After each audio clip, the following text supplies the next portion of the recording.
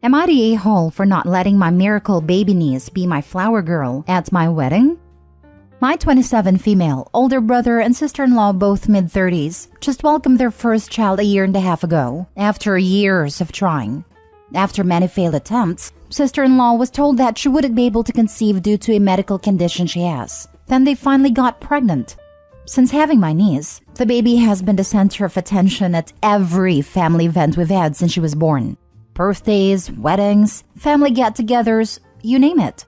Now, don't get me wrong, I love my niece. But it can get to be a little too much when my sister-in-law goes on and on about how long they tried to conceive, complications they've had, miscarriages they've had, etc. Like a little too much info.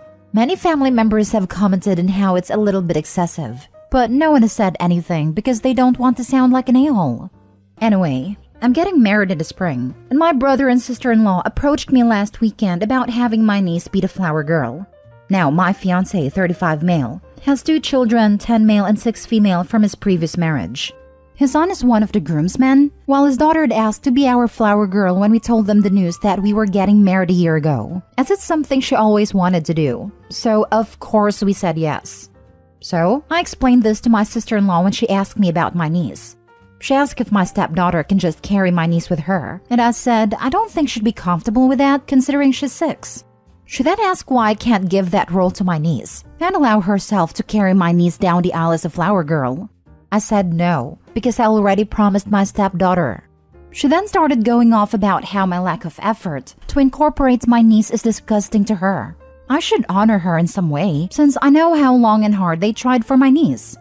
Now, I may sound like an a-hole for this, but I kind of got fed up and snapped and said, incorporate my niece how? By the time the wedding comes around, she'll be 2 years old.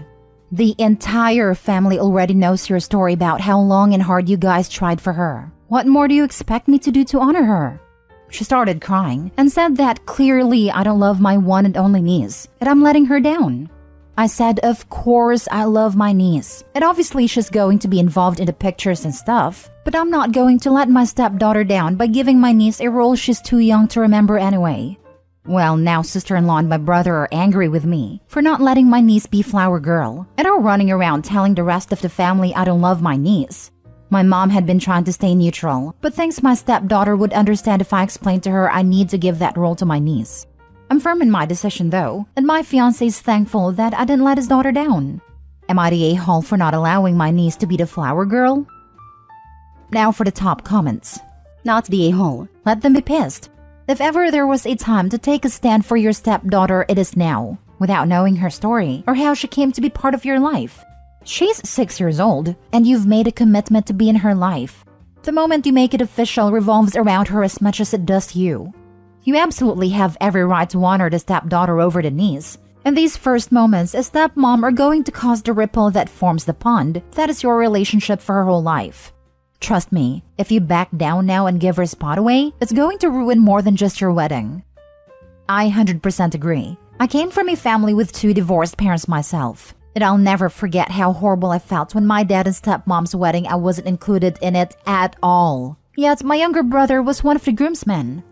Having that experience myself, I'd never want my stepdaughter to feel that way, or that she isn't involved in such a special day. It just caused so much drama in the family that is so unnecessary.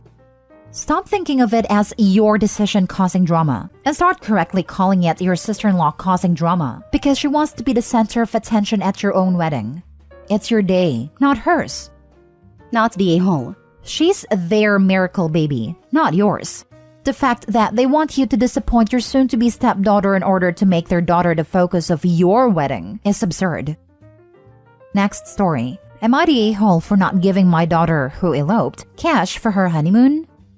My daughter Jane recently eloped with her partner of 5 years. My wife and I were excited when they got engaged to plan a wedding, but she said she didn't want to rush setting a date or planning a wedding. This was understandable to us, and we didn't want to rush them either, but we let her know we would contribute a set amount to her wedding when the time came. Then last week, she tells me she has an announcement, and that they actually eloped together, because they decided they didn't want the big event with all the attention on them.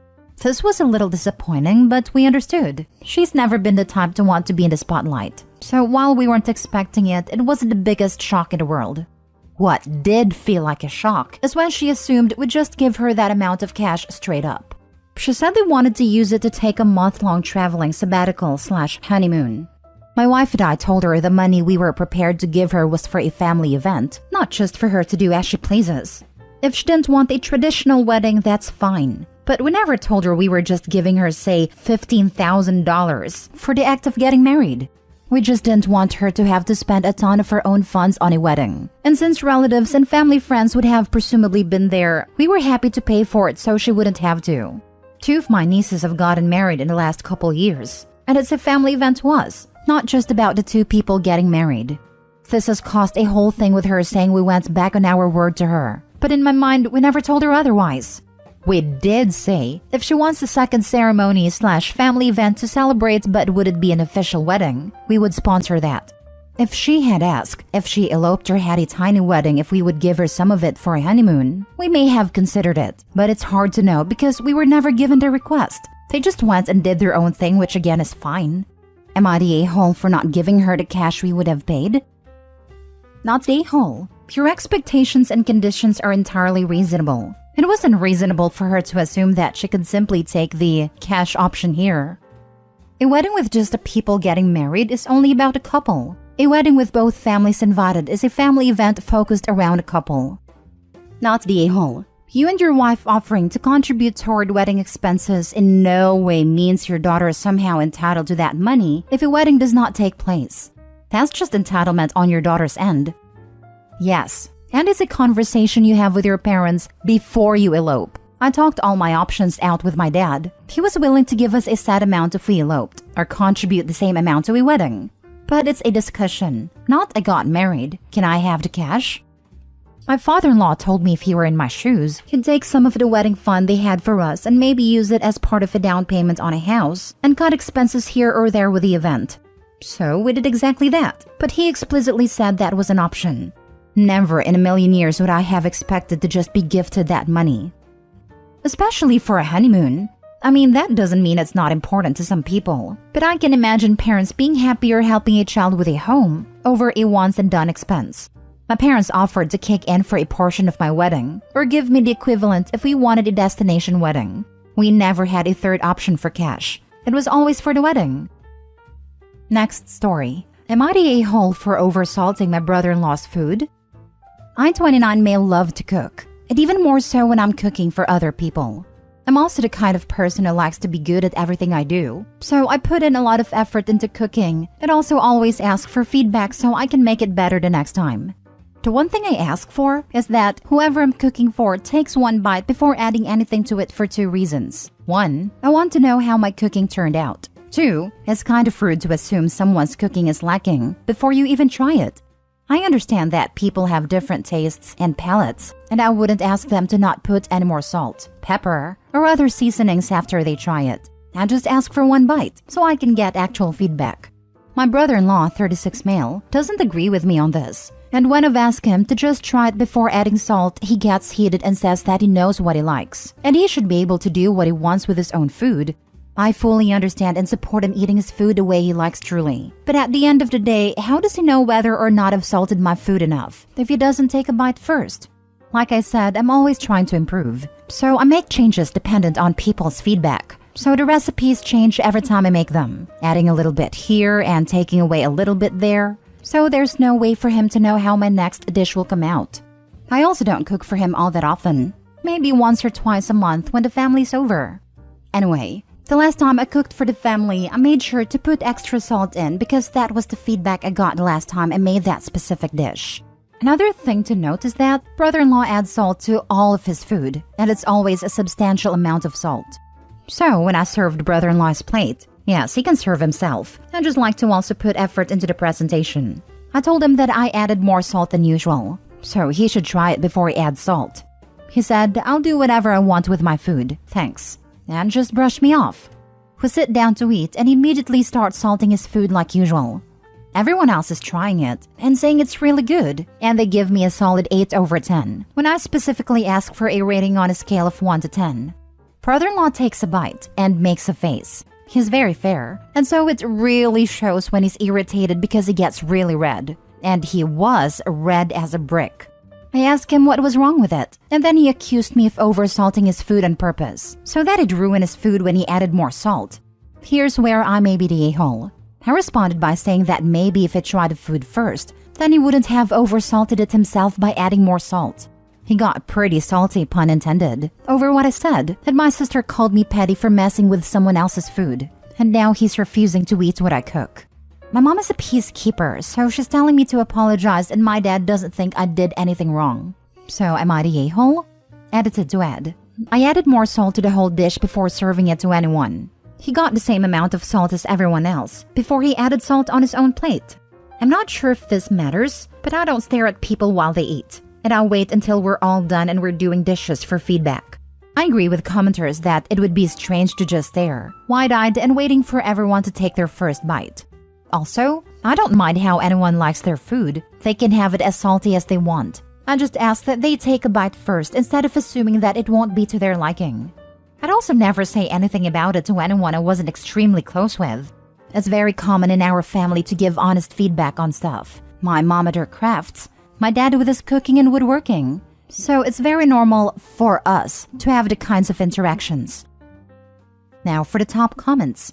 So you put the same amount of salt into everyone's dish, but because it was an appropriate amount of salt for the dish, your brother-in-law adding additional salt made his oversalted?